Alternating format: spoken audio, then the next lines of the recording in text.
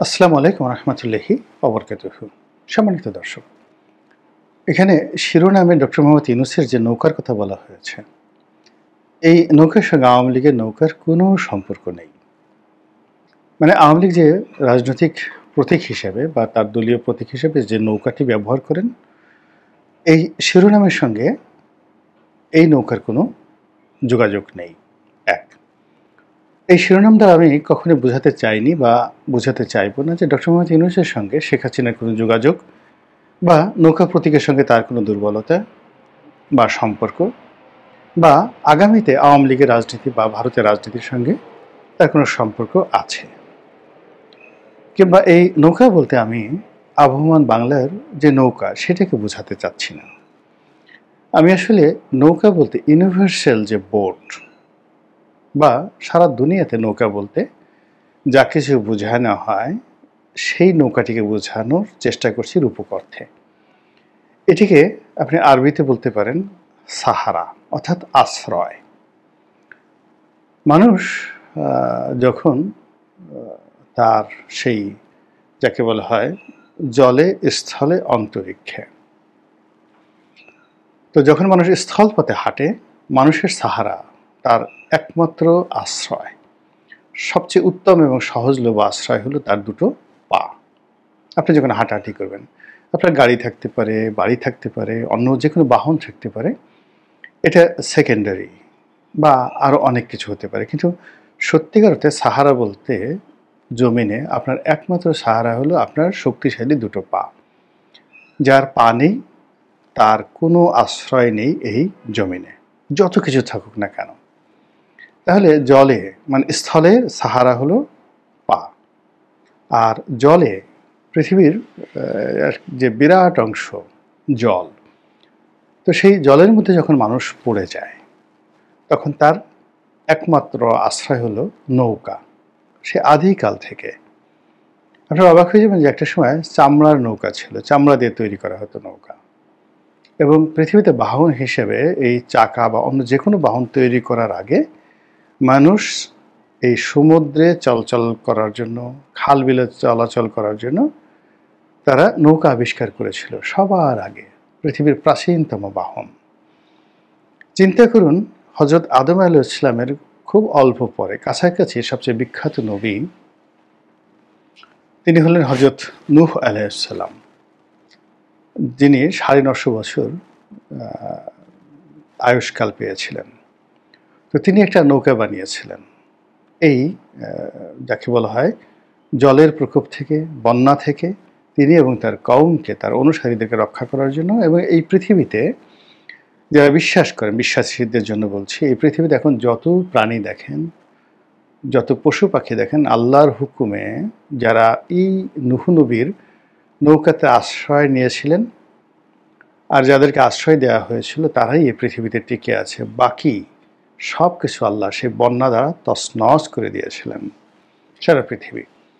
এটা যারা ধর্ম বিশ্বাসী কিংবা অবিশ্বাসী তারা সবাই হজরত নূহ আলাইহিস সালাম, যাকে ইংরেজিতে বলা হয় নোয়া, এবং তার নৌকা, তার বোট, এটাকে সবাই একবাকে শেয়ার করে যে yes, it was the fact. তো কাজেই নৌকা বলতে যে জিনিসটি বোঝায় সেটি হলো সাহারা, আশ্রয়, মানুষের আশ্রয়। আর বাংলাদেশে মূলত একটা সময়, এখন হয়তো স্থলপথ অনেক হয়ে গেছে, তারপরেও দেখবেন যে বর্ষাকালে বাংলাদেশের যে নির্মাঞ্চলগুলো, সেই নির্মাঞ্চলগুলো ডুবে যায় এবং সেখানে নৌকা ছাড়া আসলে কোনো সাহারা নেই। আপনি কিশোরগঞ্জ যান, জামালপুর যান, শস্যাবাড়ি যান, পদ্মার অববাহিকা, মেঘনা, যমুনা, ধলেশ্বরী, তিস্তার অববাহিকা, সব জায়গাতে মানে সেটা যে কোনো আঙ্গিকে হোক, ভেলা হোক, ডোঙ্গা হোক, নৌকা হোক, স্পিডবোট হোক, এটা ছাড়া মানুষের আর কোনো আশ্রয় থাকে না। এবং বেশিরভাগ মানুষ নৌকা ছাড়া আসলে অন্য কোনো কিছু কল্পনাই করতে পারে না এই বাংলাতে। আর ৭০-এর দশকে তো মানে এটা নৌকা বলতেই সব। আর এই কারণে কী হলো, আওয়ামী লীগ এবং তাদের যে প্রতীক নৌকা, এই নৌকাটাকে আপনি অন্ততপক্ষে কিয়ামত পর্যন্ত আপনি এটাকে বন্ধ করতে পারবেন না। নৌকা যে শব্দটি, এটা পৃথিবীর শুরু থেকে একদম শেষ পর্যন্ত সবসময় ছিল এবং এখনও আছে এবং থাকবে। এবং পৃথিবী যেহেতু ৪ ভাগের ৩ ভাগ জলভূমি। এখন সেই জলভূমিতে আপনি প্রমোত্তরী ধরেন, যুদ্ধজাহাজ ধরেন, সাবমেরিন ধরেন, স্পিড বোট, গানশিপ, গান বোট, কন্টেনার ভ্যাসেল, যা কিছুই ধরেন না কেন, মানে আসলে তো এগুলো নৌকা। তো সেই নৌকা বা আশ্রয় যার দ্বারা পৃথিবীর মানে 10/9 পণ্য পরিবহন হয়, এবং এখনও পর্যন্ত যাত্রী এবং পণ্য পরিবহনে নৌকার ধারের কাছে কোনো বাহন তৈরি হয়নি। মানে 90% আমাদের যে জনগণের যাতায়াত এবং পণ্য পরিবহন সারা দুনিয়াতে এই নৌপথে হয়ে থাকে, আর সেটার বাহন হলো নৌকা। তো সেই নৌকা আওয়ামী লীগের প্রতীক, এটা এখানে আর বললাম না। এবং এটা মানুষের হৃদয়ের মধ্যে, শরীরের মধ্যে, মনের মধ্যে, মস্তিষ্কের মধ্যে এমনভাবে ঢুকে আছে যে আপনি আওয়ামী লীগের শত গালাগালি করতে পারেন, কিন্তু নৌকা বের করতে পারবেন না। বা এই যে নৌকা নৌকা নৌকা, ধানের শীষ, লাঙল, চিন্তা করেন তো নৌকা যেভাবে উঠে বাংলা ভাষায়, এটা অন্য কোনোভাবে পাবেন না। তো ডক্টর মোহাম্মদ ইউনূসের নৌকা মানে আসলে আমি বোঝাতে চাচ্ছি যে ডক্টর মোহাম্মদ ইউনূসের একটা আশ্রয় ছিল, একটা তাঁবু ছিল, বা তার একটা বাহন ছিল, বা তাকে কেন্দ্র করে যে একটা বলয় ছিল, এটাকে আমি আসলে নৌকায় বোঝাতে চেয়েছি। তো ডক্টর মোহাম্মদ সেই ইউনূসকে কেন্দ্র করে তার সাহারাতে, তার আশ্রয়ে 2009 সন থেকে বিরাট একটা গ্রুপ দেশের বাইরে প্রকাশ্যে কাজ করছিলেন। বুদ্ধিজীবীদের একটা অংশ, এনজিওদের প্রায় সবই, বাংলাদেশের বড় বড় এনজিও ধরেন ব্রাক, তারপর শেষে গণস্বাস্থ্য,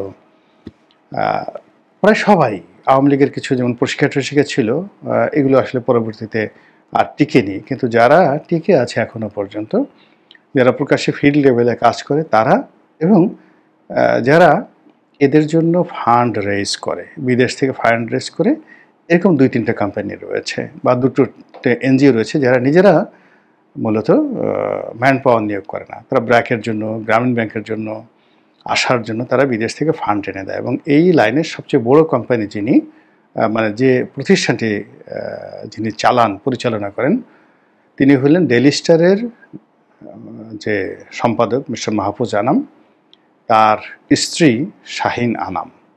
শাহিন আনাম হলেন এই এনজিওদের যে অর্থ আসে, সেই অর্থগুলো তার প্রতিষ্ঠানের মাধ্যমে আসে, এবং তিনি ওই বিদেশি দাতা সংস্থাদের পরামর্শে এই অর্থগুলো ডিস্ট্রিবিউট করেন। তো সেই দিক থেকে আপনি বোঝার চেষ্টা করেন যে এই যারা এই বিদেশ থেকে অর্থ কালেক্টর তারা, যারা ডিস্ট্রিবিউটর তারা, আর এই অর্থ যারা খরচ করে তারা, সবাই মিলে সেই মানে 80-র দশক 90-র দশক থেকে একছত্রভাবে ডক্টর মোহাম্মদ ইউনূসকে তাদের সাহারা বা নৌকা মনে করেছে, এবং তার নৌকায় তারা যাত্রী ছিলেন, ইনক্লুডিং দেবপ্রিয় ভট্টাচার্য, ইনক্লুডিং এই TIB, transparency international of Bangladesh, এরকম যা কিছু বিভিন্ন নাম সুরতে দেখেন, এমনকি বদিউল আলম মজুমদারের যে প্রতিষ্ঠান সেইগুলো, এই সবেরই যা বিদেশে টাকা আছে, বেলার সেই রেজওয়ানা, সকল এনজিওগুলোর একটা ইউনিটি, তারা ডক্টর মোহাম্মদ ইউনূসকে তাদের অবিসংবাদিত নেতা হিসেবে তারা মেনে নিয়েছেন এবং নিয়েছিলেন। এবং তারই প্রেক্ষাপট আপনি দেখুন, এই যে সরকারটা একটা ইউনিক সরকার হলো, যেটাকে বলা হয় এনজিও গ্রামীণ ব্যাংক এনজিওদের একটা সম্মিলিত প্রচেষ্টা। তো তাদের এই দীর্ঘদিনের যে বন্ধুত্ব সম্পর্ক, সেই সম্পর্কের প্রেক্ষিতে তারা এই এনজিও, তার সঙ্গে সঙ্গে পত্রপত্রিকা, তার সঙ্গে সঙ্গে পত্রপত্রিকার ভাড়াটিয়া বুদ্ধিজীবী, মানে বাংলাদেশের দেখবেন যে কিছু ভাড়াটিয়া বুদ্ধিজীবী আছে যাদেরকে আপনি কিছু টাকা দিলে তাদের দিয়ে আপনি টকশোতে কথা বলাতে পারবেন, তাদেরকে দিয়ে আপনি পত্রপত্রিকা লেখাতে পারবেন, তাদেরকে আপনি রাস্তায় দাঁড় করাতে পারবেন। কেউ হয়তো বিশ্ববিদ্যালয়ের শিক্ষক, কেউ হয়তো লেখক, কেউ হয়তো চিন্তক, কেউ হয়তো গবেষক, কেউ কবি, কেউ প্রাবন্ধিক, এরকম একটা গ্রুপ, এদের একটা বিরাট অংশ কিন্তু ডক্টর মোহাম্মদ ইউনূসের নেতৃত্বে ছিলেন।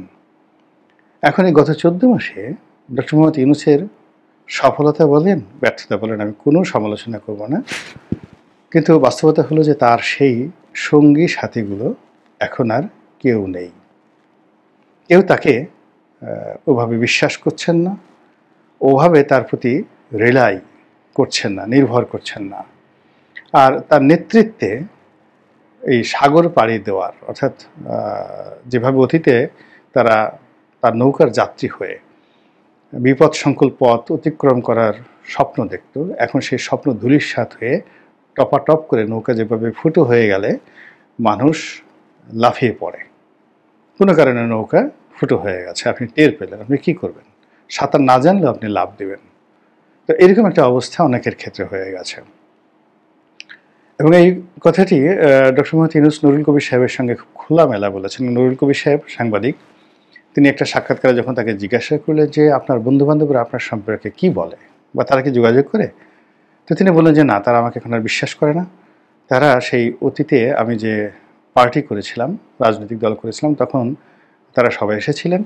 তো তাদের সাথে পরামর্শ না করে, কথাবার্তা না বলে আমি যেভাবে পার্টিটা ব্যান্ড করেছিলাম, এটা তারা খুব মাইন্ড করেছে, বলে যে এ লোক অস্থির, যে কোনো সময় আমাদেরকে ছেড়ে চলে যেতে পারে, কাজেই এর সঙ্গে আর আমরা জড়াবো না।